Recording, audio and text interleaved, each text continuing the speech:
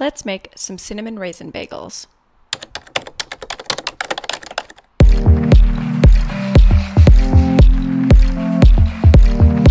Hey guys, welcome back. This recipe can be made using ingredients you probably already have in your pantry, such as flour, soy milk, or regular, any sort of plant milk, sugar, raisins, and the like. Start by adding 400 grams of whole wheat flour and 100 grams of all-purpose flour to the bowl of a stand mixer. You can definitely make this recipe using regular bowls. You do not need a stand mixer to do it. I just did it this way because it's a little bit easier for me when I'm on a time crunch. Add the paddle attachment to get everything well incorporated, specifically the flavoring ingredients. And we're going to start by adding 1/4 cup of granulated sugar, in addition to 2 teaspoons of ground cinnamon and 1 teaspoon of iodized salt.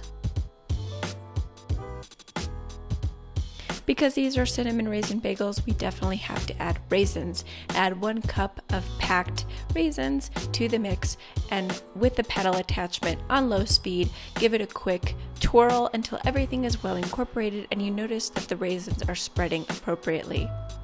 Now, our leavener, we're going to add 10 grams of staff instant yeast. I will leave this in the description for you all who are interested in knowing what that is in the first place. It's pretty easy to come by on Amazon. And 25 grams of sourdough starter, which is optional. Add 375 grams of warmed soy milk to the mix until you start to notice that the flour is getting nicely hydrated.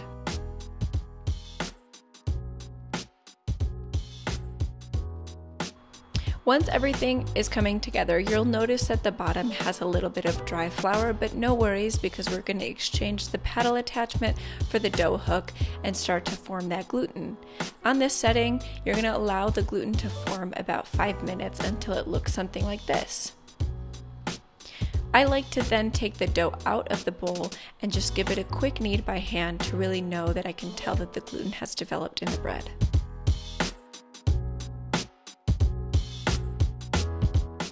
Once it's nice and taut, I grease the bowl a little bit, put the dough back in, cover it with a tea towel that's clean, and let it rise in a warm place, ideally with some sun, until doubled in size. Then I grab my bench scraper and my handy dandy weight because once it's doubled in size, we're going to take the dough out of the bowl and separate it into equal sections.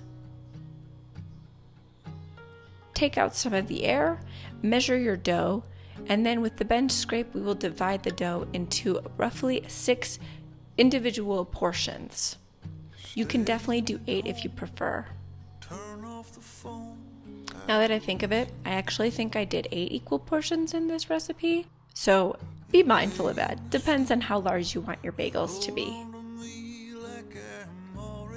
Once they're equally weighed out, we're going to start to form them into balls. They're going to be this weird triangular shape for obvious reasons. They look kind of like scones, and we're going to take the outer edges of the dough, pulling it towards the center, almost as if you're starting to roll pita bread. Once again, take the outside edges of your sort of triangle, put them into the middle of the dough to create some of that tension. There are millions of ways to roll little, balls in general. You can find them on YouTube, you can find them really anywhere where you learn stuff, but this is generally how I do it for bagels. Once they're nice and taut, I like to then grease them with a little bit of cooking spray and then put the clean kitchen towel on top of them and let them rest for 15 minutes before shaping them into bagels. Now, because bagels should be a pretty low hydration dough, it's pretty easy to shape them. You just kind of stick your finger in the middle and make a little hole. There's another way to do it, which I've done it in the past in a different recipe. I have a blueberry bagels recipe that's, I think, just sourdough and date sweetened that I will leave in the description for you all. But definitely when you're using a low hydration dough, it's really easy to just kind of perk your finger in there and then gently open up that center orifice, if you will, which is a horrible word, but we're going to use it because it works quite well, and just generally shape them into nice bagels. Now for the water bath, we're going to add about 6 cups of water to a large pot and add 1 tablespoon of black strap molasses, in addition to some baking soda, roughly about 2 teaspoons worth, but I just kind of eyeball it until I can tell that everything is nicely mixed in the water bath. Give it a quick whisk, and once it starts to boil, Take the heat down until it's about a simmer and add 4 bagels at a time, cooking them a minute on each side until they have nice bubbles creating on the surface of the bagel.